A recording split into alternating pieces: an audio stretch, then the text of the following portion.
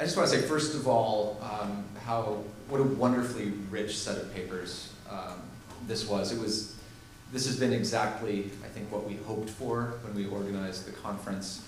And the papers responded in just as diverse set of ways as we had, beyond what we had imagined even, with some of the questions, all of the questions in fact, in the call for papers. What does it mean to be a theorist? What kinds of identities does research in music theory address? How does identity shape theory? All of these questions, I think, have come into play in fascinating ways. And we decided early on in the process of planning the conference to have, to end it with a roundtable rather than, say, a keynote address, precisely because, well, a number of reasons. The decentering move that thinking about identity compels, and to not have a kind of authoritative position.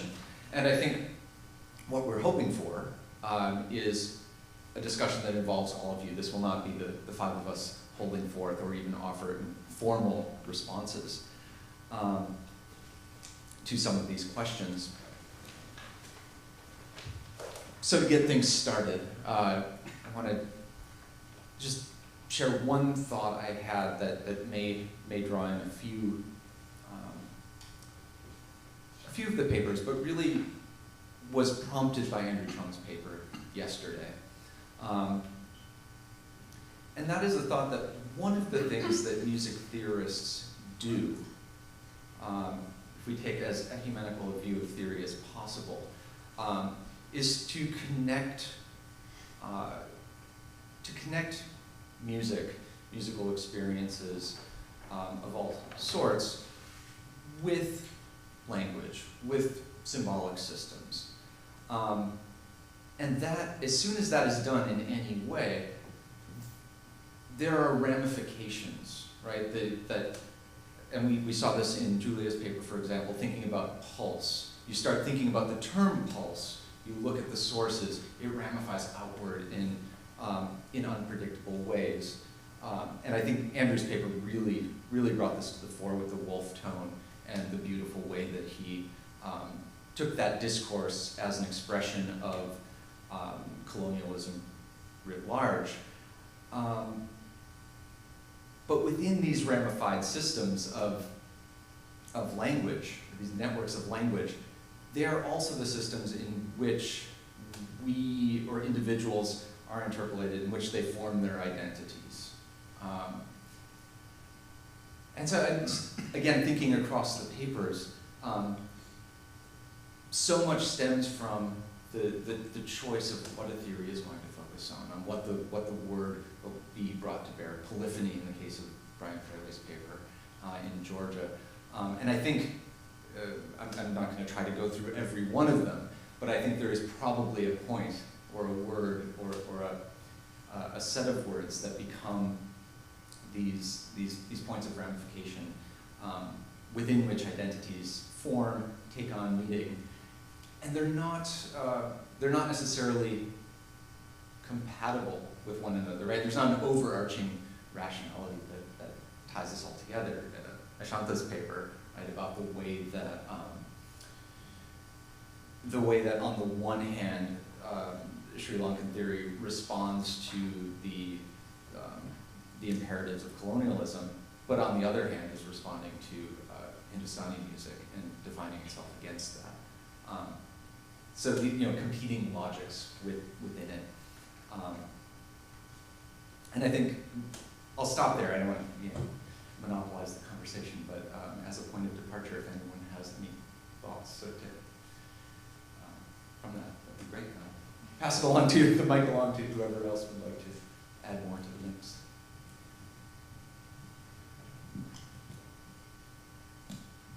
This is on, I think. Hello. Yes.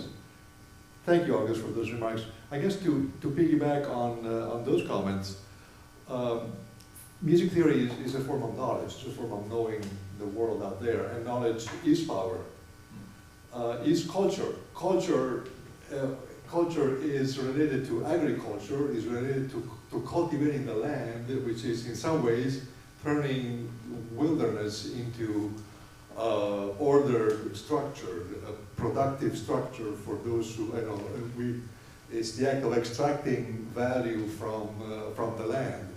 In a sense, everything is an act of colonization. I was fascinated by Andrew's paper as well, but I guess my caveat though there is, if we come to a point where everything is an act of colonization, perhaps the metaphor becomes meaningless at some point because it doesn't allow you to make distinctions. Which I think there are distinctions that should be made between the real wolf and the metaphoric or the metonymic wolf. Or at least it may be important to distinguish, to realize when real violence is being perpetrated on human beings and the earth versus developing new forms of cultural activities, which may be, moving on to equal temperament as opposed to mean tone. So that was one comment I had that, one reason why I found, again, Andrew's paper quite stimulating.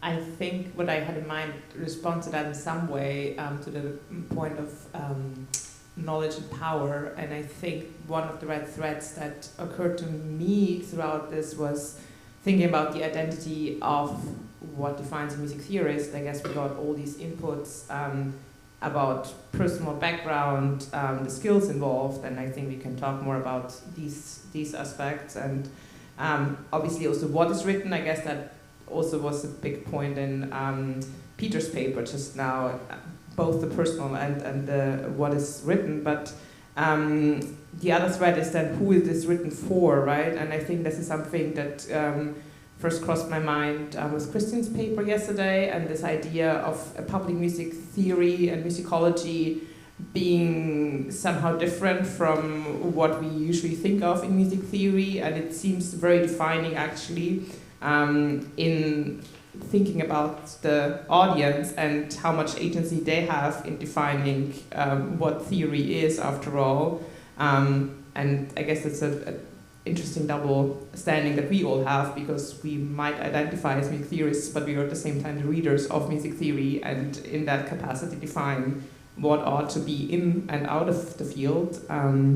So I'm very much interested in maybe thinking that further also about how much agency we grant, or how much more we could include the audience in that. And I think this interesting slippage occurred to me in some of the wording Christian referred to in the invisible or annotator, and this annotator metaphor seemed to kind of do away with how much subjectivity is in this author function, and it seems to take, it seems to hide a bit all the subjectivity that goes into in the filtering, and has a lot of assumptions about what the audience wants as gossip or whatever.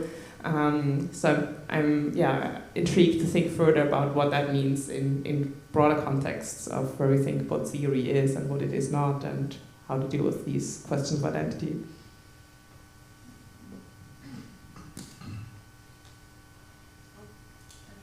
Now I think it's on, okay. Now I have to cough as soon as I turn the mic on. To sort of go along with what Steffi was saying, it's been interesting to overhear conversations or participate in conversations here, and hear people say, well, I'm not really a theorist, I'm more of a musicologist, but I'm a part of SMT, or I teach theory, but as a person who does history of theory, I'm kind of more a historian, or I feel like it's been interesting to hear those of us in this room try to reconcile those things in our own identities. And it has been something that I've thought about for a really long time. Like when I was thinking, okay, I'm going to do a history of theory topic for a dissertation, but how will that be received when I want to get a job? And I did actually have a dean at a job interview ask me point blank, like, are you a music theorist? And part of me wanted to say, what do you even think that means? And it's not where I currently work anyway, so I don't think that that was the main issue. But it was a strange experience to be asked that, almost in a like being interrogated kind of a way.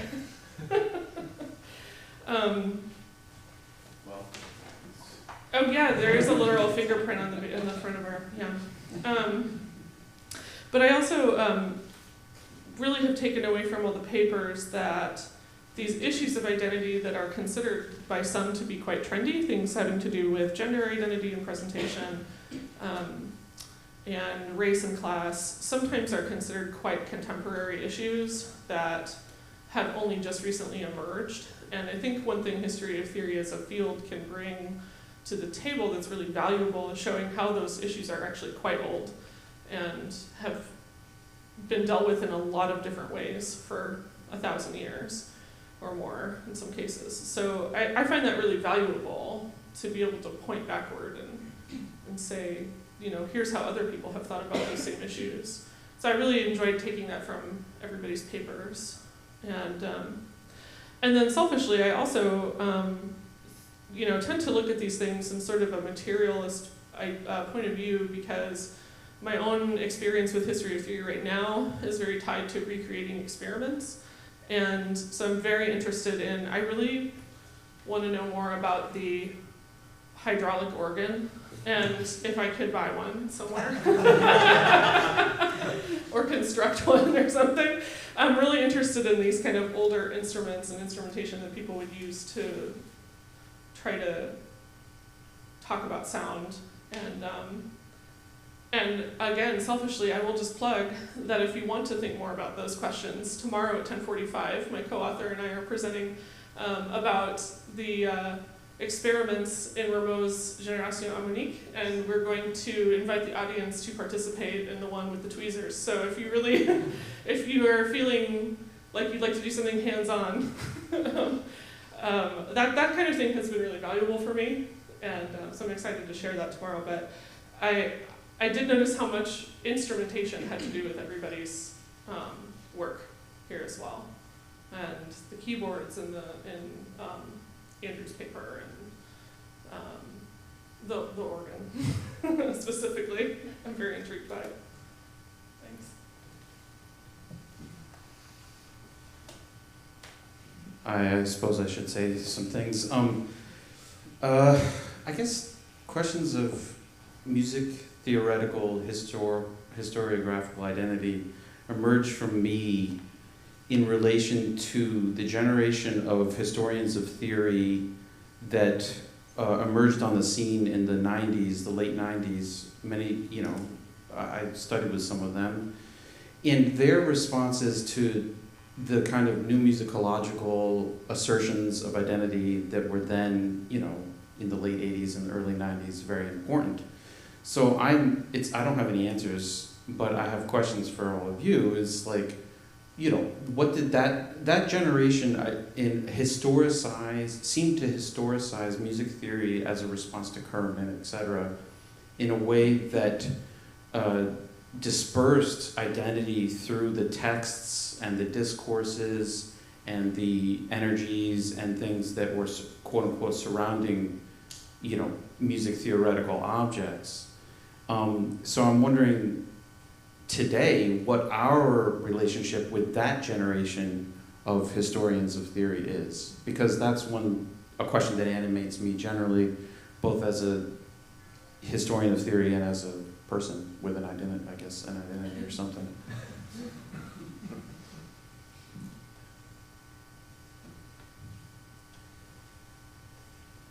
Who else has thoughts to share? You can bring the mic around too if you want. Yeah, we should. So I think it does pick up. Oh, it does pick up. Yeah, the room mic's full. Oh, okay. The last two comments really resonated with me, partly because I got my doctorate basically in history of theory in '92, so I think when you're talking about that generation, me, and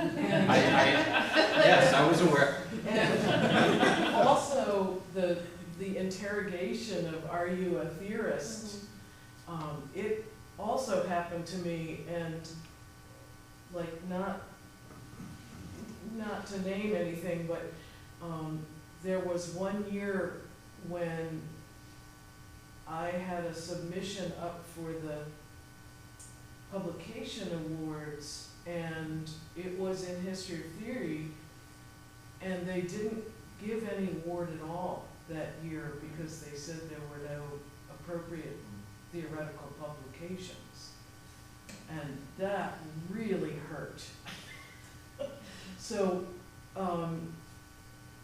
talking about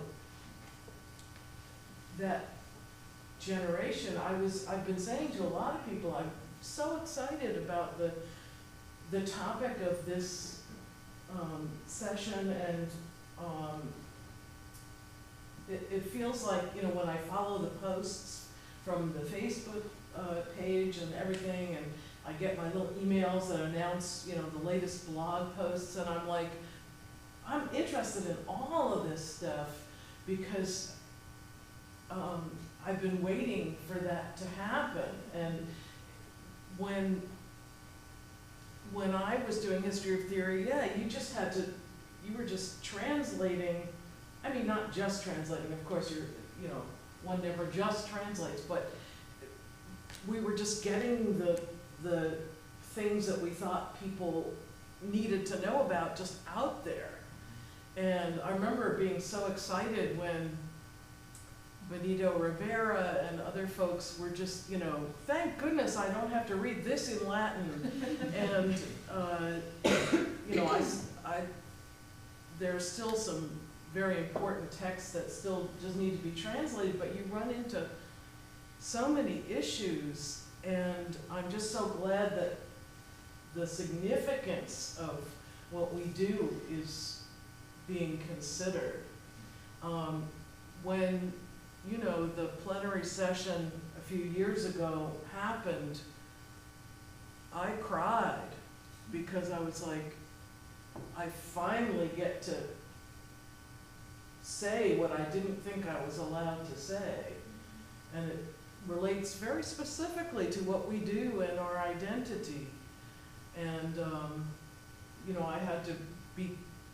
I felt I had to be quiet about things I thought about figures in the field and historical figures, etc. And so I'm just, you have to start somewhere, I guess, for history of theory. So, you know, about that generation, I think we were doing the best we could. And there's always something you discover reading things from other cultures and other historical eras, because when I did my dissertation on Gottfried Weber, I discovered a whole world of cognitive science that I thought was implied in that work that I never would have known about. And so, anyway, I also don't want to talk too much, but I do feel like we were trying at that time in the 90s to do what we could, but it was, I felt like it was a middle stage of something that is now becoming something really exciting. Frank, can I just say a quick word about Jana's comments? Thank you. Thank you for that. Your comment about translation, but not just translation. There's, you know, the literal act of translating Latin or German or any language into contemporary English, yes, is part of it. But to Scott's point too, it seems that you know, one of the tasks of history of theory, as you said, was just to put stuff out there, make it available. But I'm fascinated by the fact that it's also translation in a more subtle sense, right? In the sense of explaining, well, here's the words that Rameau or whoever wrote, but now let's explain for a reader today what that means. And I think that move, right, it speaks to Abby's point. That's the move that allows one to say, oh, but I am a theorist, right? Because you're putting it into the terms of contemporary theory. And it also then makes it about the identity of the historian in a way, you know, at least below the surface, maybe not explicitly.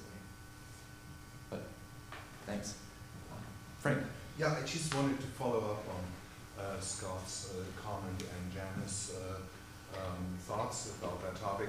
Very briefly, and kind of providing or reminding all of you of the framework of that generation or that development of the field of history of music theory over the last 40 years.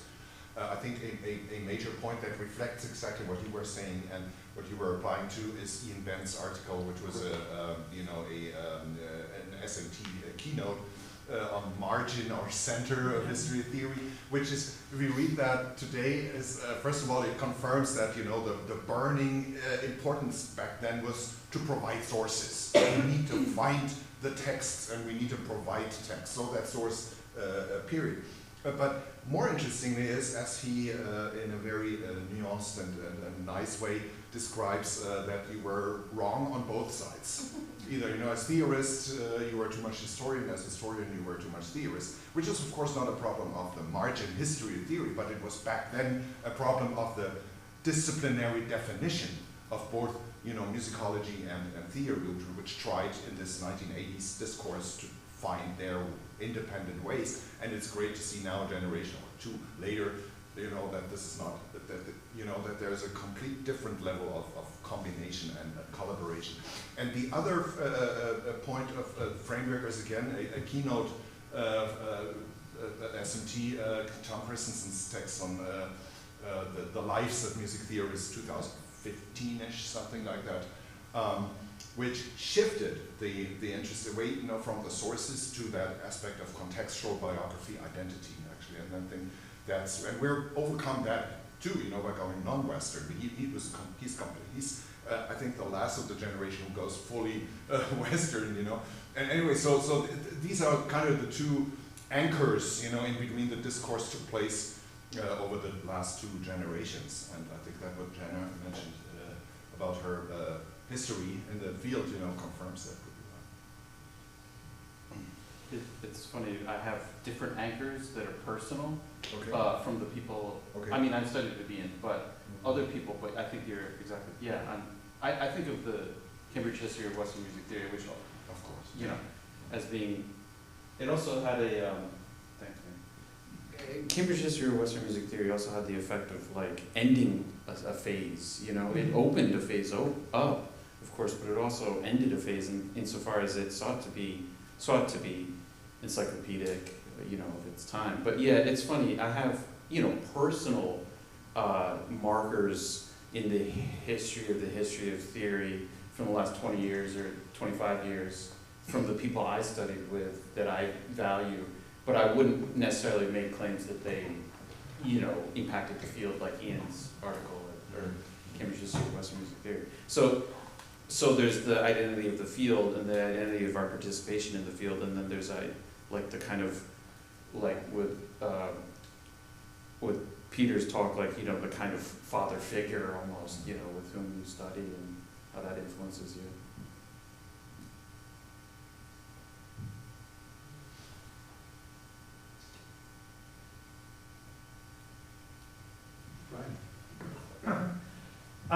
Thanks. I want to thank everyone for their papers as sort of, you know, talking about center and periphery. I feel like I'm very peripheral to the kind of questions about identity as a music theorist. It's not something I've ever described myself as, but I did want to kind of, I guess, sort of narcissistically draw a connection between my paper and something in Julia's that I think kind of goes to some of these questions about identity a bit.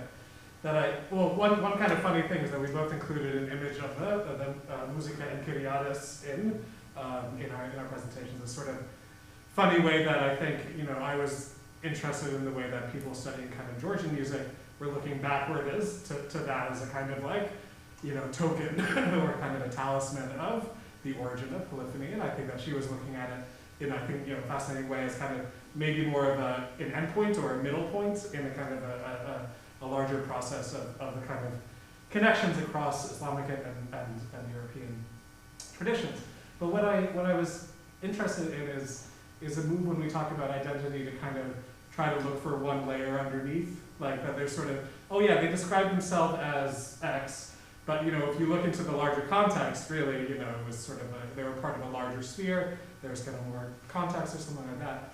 So, for instance, her point that she's making about a more broader, generally Mediterranean understanding of music theory, of relationship of rhythm, and things like that.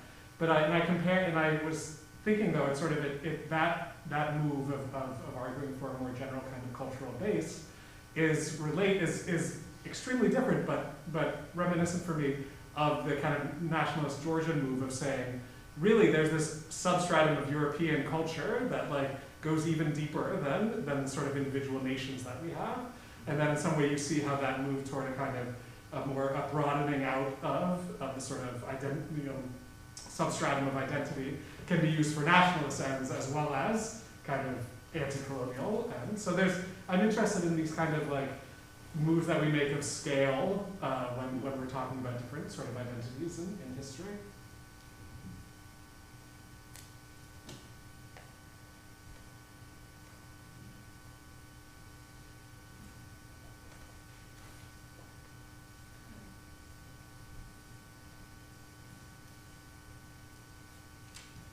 I'm sorry, Brian, this is not a response to what you just said, which I'm still processing. But one of the things that I loved in the two papers this morning that came out in Frank and Peter's, and in the discussion before we broke for coffee about the question of what counts as theory and therefore who is a theorist, I was very struck by Fatis's comment that Frank quoted, right, that this is the least rational theory. And on the one hand, that points to rationality, systematicity, right, as one of the things that, if there are no absolute through lines as to what music theory is, that is one that's fairly consistent, right, that this is an organized way of thinking about music. And the idea, though, on the other hand, that rationality, it suggests that there may be a logic, that there may be an answer in some abstract way to the yes or no question, is this theory, even if it's only in a localized sense in this context, as with Boissier, for instance, right? I was fascinated by, well, in one context, no. In another context, sure. But that there might be something like a sliding scale or a spectrum or a range of possibilities, and that there are thresholds even to rationality, right? That would, within a theory, that would then lead to say in a context, this is theory or this is not. But it points to a kind of a breakdown in being able to name what a theorist is that comes about precisely through probing at the question, and for which history of theory offers a workaround by always giving it a context and being able to say, in this context, one is a theorist, because all theorists, right, are never just theorists, right? We have many identities. But I think this question, I guess the question there is the role of rationality, systematicity. Are these things that is it the main criterion by which we continue to determine what is or isn't theory? And then what does consideration of identity and identities do to that criterion? Kristen, yeah. Oh, sorry. Yeah, I was really struck by both of the papers this morning. just in terms of the idea of like what it means, again, maybe a bit selfishly, to do biographical work on a theorist, but also thinking of what August was just saying about like sort of existing within kind of multiple spectrums or circles or something, how both of the figures that you talked about were existing and moving between different kind of geopolitical and in some cases sort of religious or professional meanings of what it meant to be a theorist or a musician or an academic in different sort of places, in different decades, in very different centuries. And yeah, I don't know. I don't have question-like material, but I find that way of approaching the life of the historical theorist really compelling.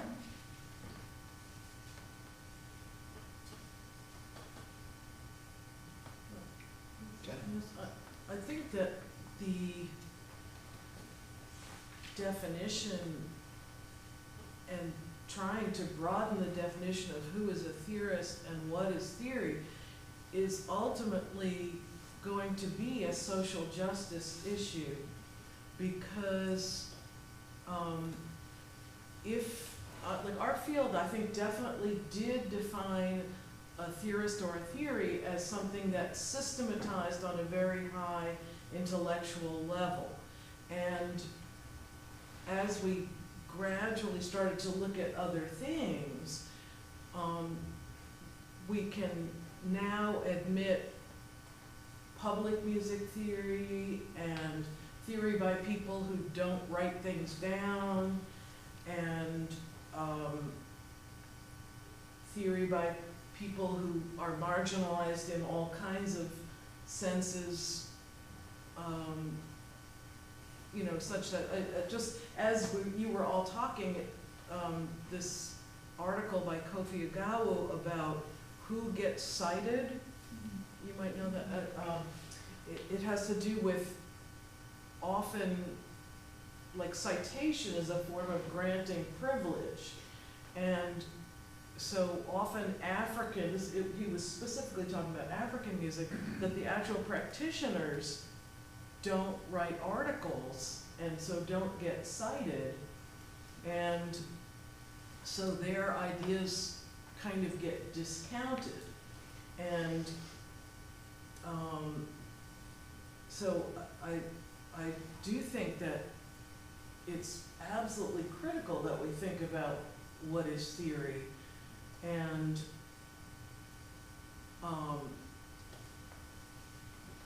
think about what we're doing when we define the field. I think it has become the case that it's no longer that you have to have a higher level theoretical apparatus, but it's like, how are we marginalizing people or ideas by our definitions?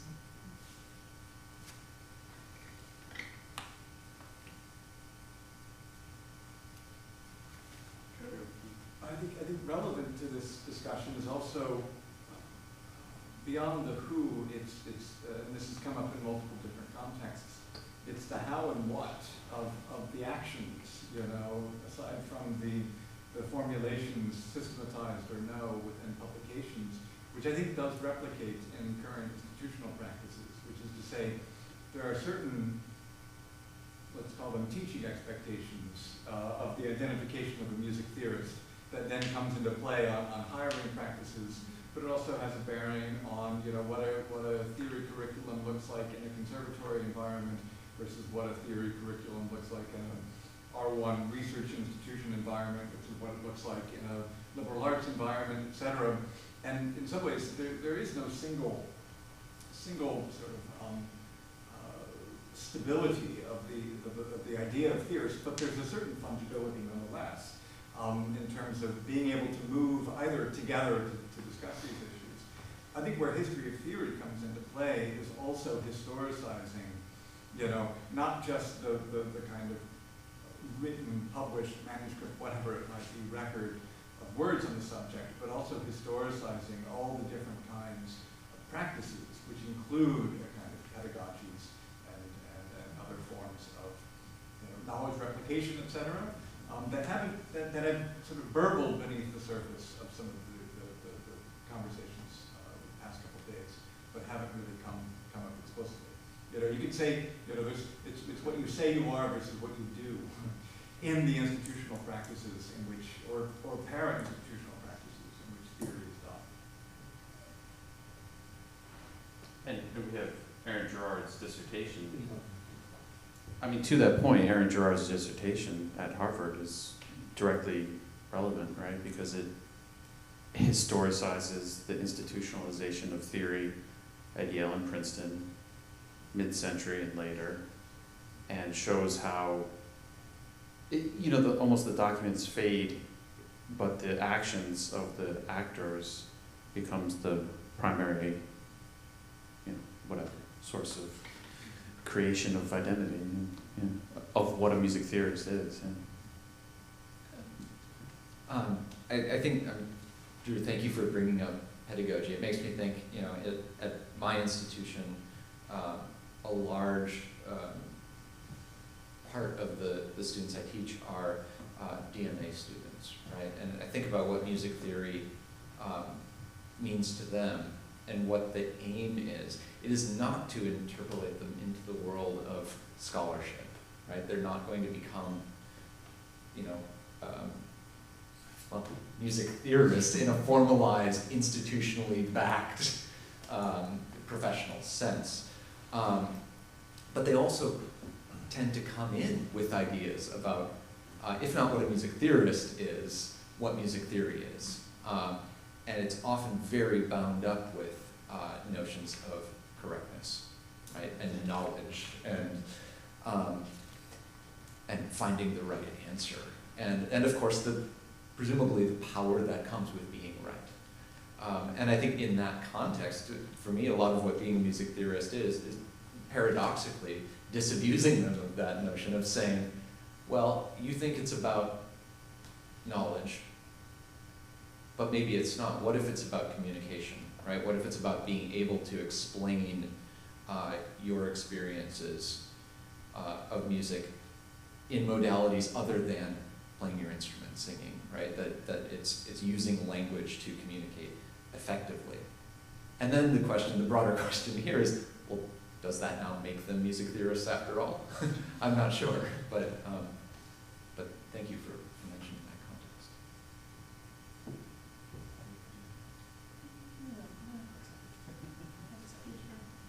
Oh, yeah.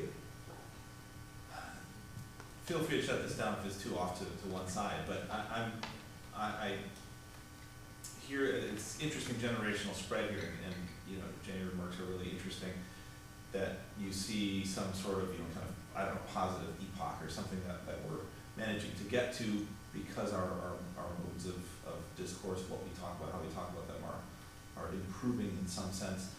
How does that harmonize, or does it harmonize with, kind of on the pedagogical institutional side, what seems like a decrease in the ability to explicitly be historians of music theory in terms of courses offered, in terms of maybe even as you were saying in your own experience, in terms of professional work being recognized as such. And this is maybe kind of a history question, the birth of SMT, or the birth of studying historical theory in an AMS context. I'm interested in anyone speaking to where that came from, where it's going, and I don't know how these seemingly conflicting trajectories are happening at the same time.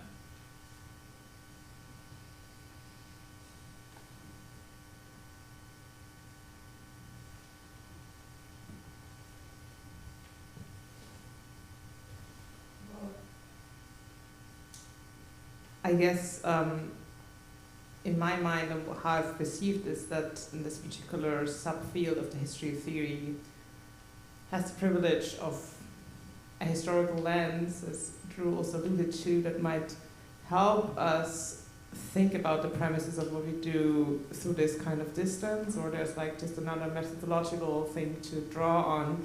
And I guess the discussions we're having here about what identity is, we've had all these very diverse case studies, I guess, presented, but they might help us to reflect a bit further about where we are going and how we identify meaning, what's at stake in our field. And that's in the history of theory, but also the music theory at large, or musicology, whatever, however you want to call it. And I guess one of the underlying questions, obviously, is that we're hinting at all the time is this way in which identity is a way of normalizing or normatizing things, obviously, and excluding people from certain access points and prerequisites, which is obviously a very current topic. So I feel like getting avenues to thinking about these questions through the particular case studies that we bring to the table might just be this very helpful thing that we can bring to the field at large. That would be one of the thoughts I had for that, if that makes sense.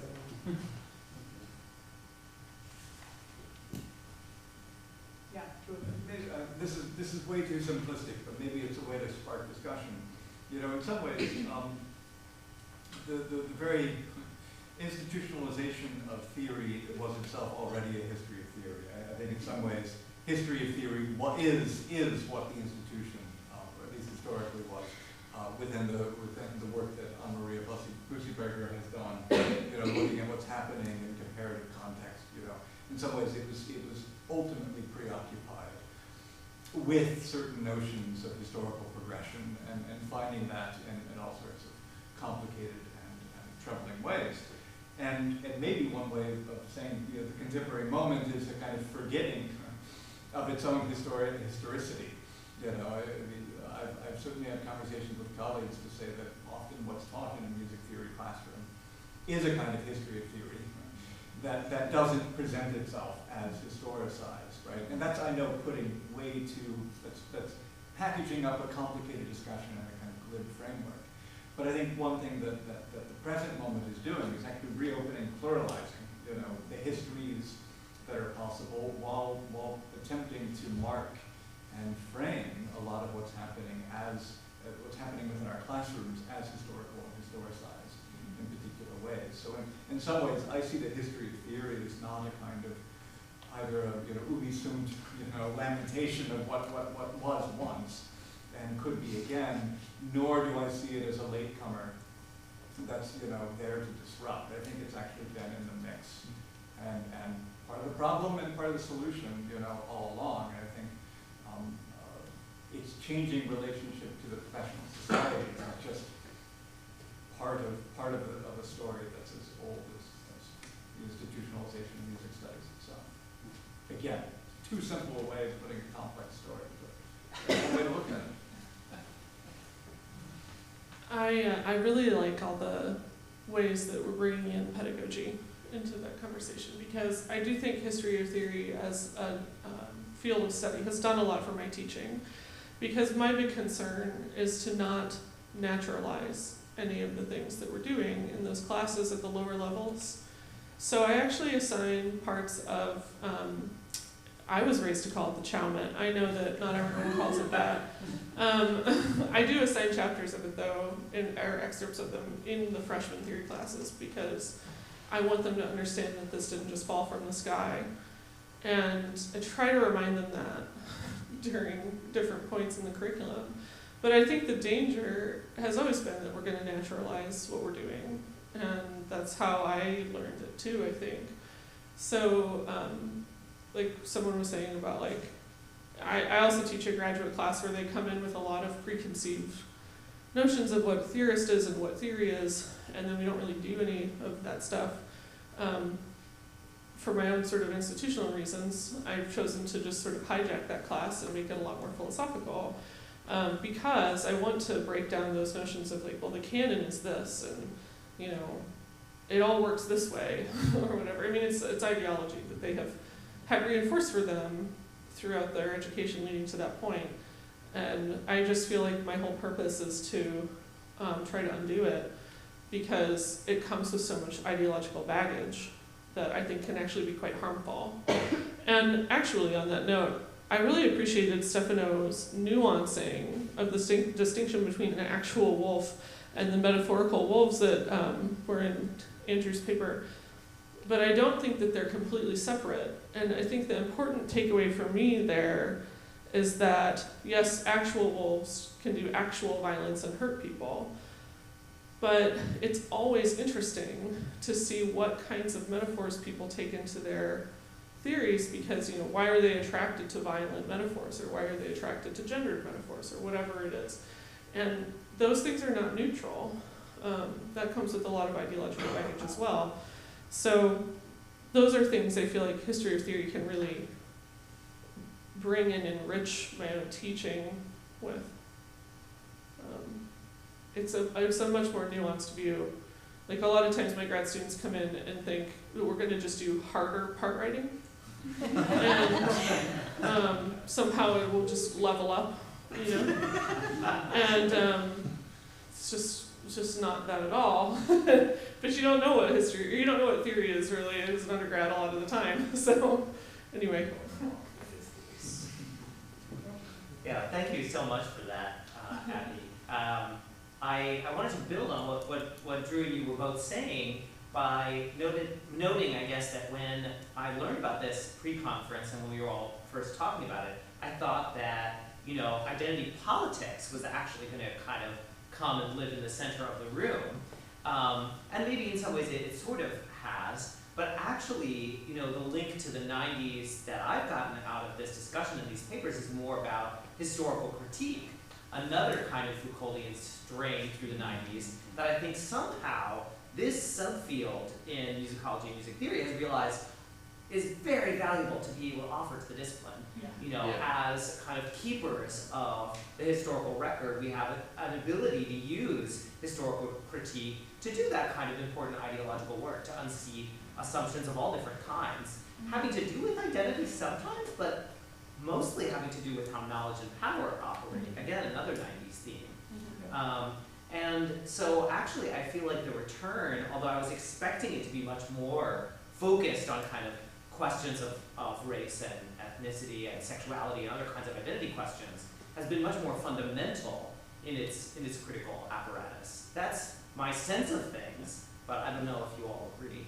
Absolutely. Yeah, I mean, it didn't happen, it maybe happened by chance. I mean, I don't know that it happened, you know, I think August and the rest of us had race as kind of one of the primary concerns when August suggested identity and when we talked about it as a topic for the pre-conference. And yeah, it's just by chance that the kind of, as you're saying, the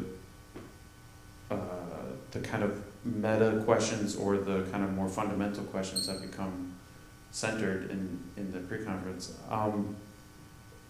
The question I would have then is, well, what does that, and absolutely value of critique and power and how that denaturalizes and, you know, what it can bring to the field and how that can help situate one's identity as a scholar or a thinker is crucial. But also I do wonder what the precipitate then out of that is in terms of those kind of protected statuses, or you know what I mean, of those more typically understood identities.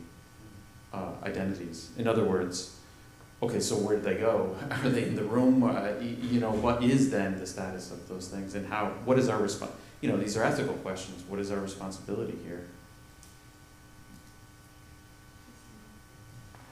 Well, I think one of the things that I think it came through in a lot of the papers and conversation yesterday and today was, I mean, there's a lot of talk in queer musicology, where I also sometimes live, about like the idea that even like privileged identities often are erased in these conversations, but like identity of any kind is never neutral and is never inevitable and is sort of always contingent on any number of historical and sociocultural formations.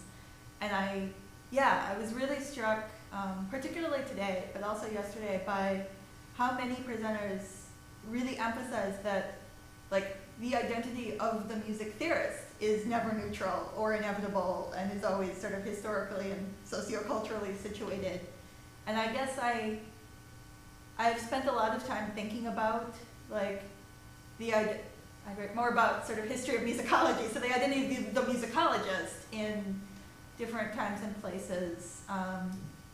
But yeah, I think it can be very easy for us to forget that, you know, scholars are human beings, and that like the intellectual identities that we take on are also related to or in relationship to kind of other things in our lives and in our communities. Yeah.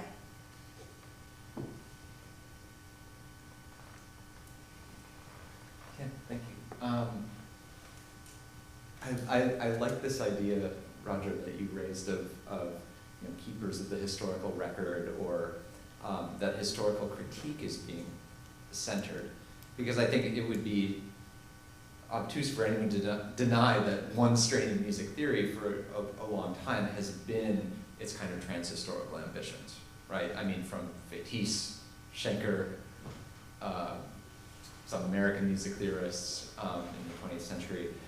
And so the gesture of always historicizing, it ends up with a kind of weird topography, right? If our identity as theorists and historians of theory, but as theorists, identifying as theorists, is predicated on undermining or critiquing or historicizing the very thing on which the field has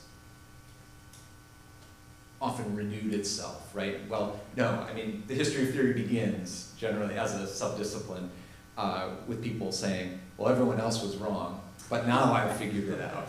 Right? This is how music really works. Yeah, and the idea that we're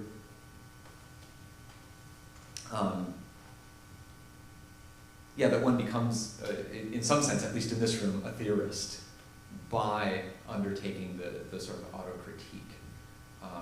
That it becomes a kind of specific identity within the larger category of theorists, but one that has this paradox at its center.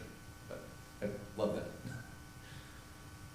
I mean, paradox at its center, both prestige, right, because it has the classic learning, you know, of historical documents and languages and things like that, and it's typically taught at R1 universities.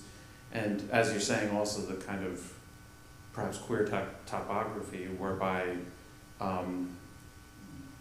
we both fundamental and marginalized in a way.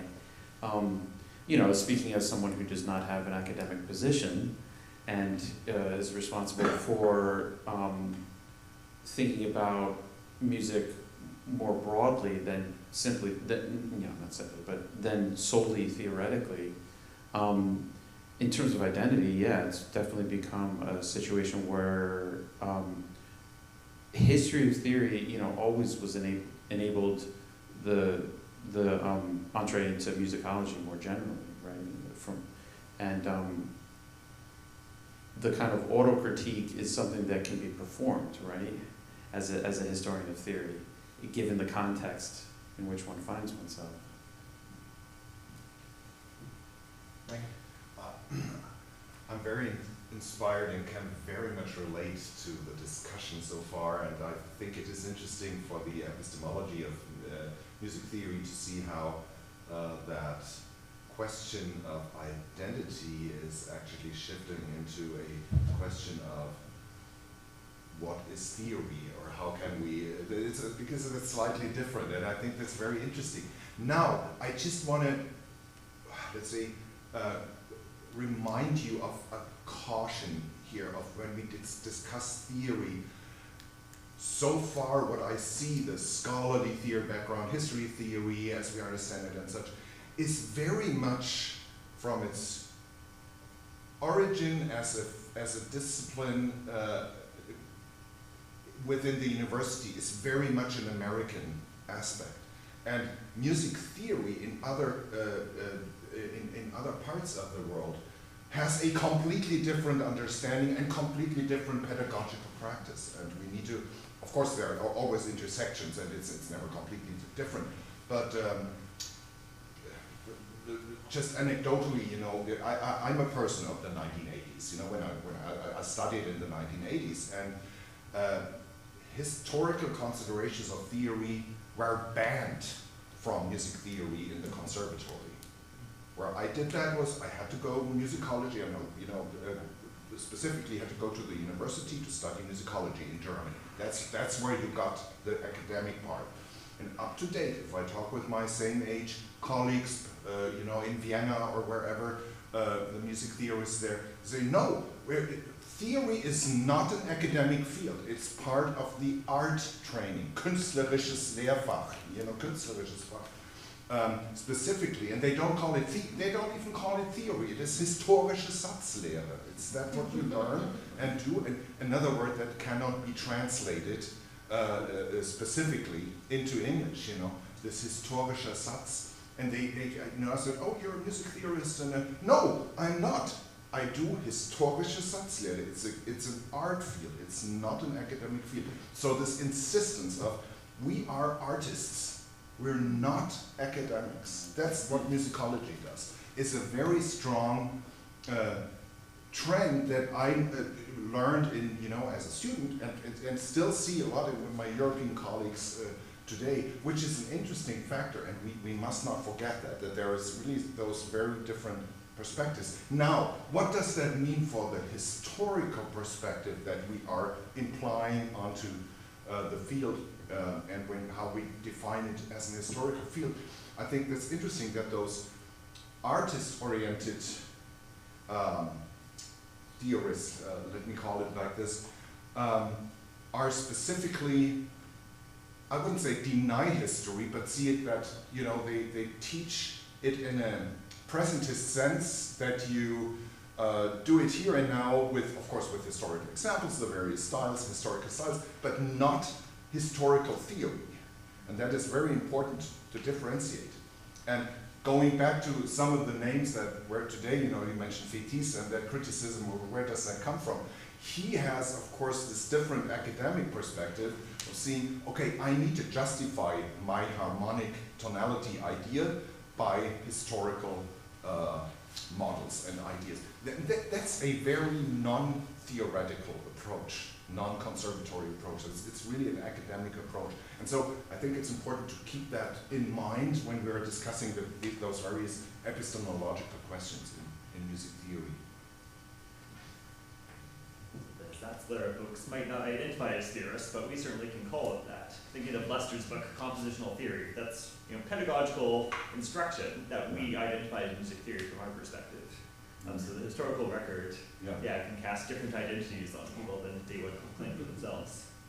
Right. But, which is, funny enough, something that hasn't come up at the conference. People who have been labeled theorists who are not. It reminds me of, there's a comment in Gottfried Weber, in one of the prefaces to his Versuch, where he kind of says, you know, well, I guess now that I'm known as a theorist.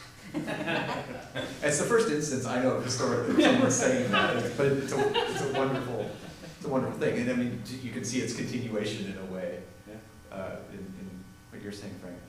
But I am noticing that the clock up here says 12:04. So if anyone wants to say one more thing, please do. But if not, I think we should draw this to a close. We should thank everyone and thank you all yes. for coming and all the departments that helped fund this and everything. Thank you so much. So thanks so much.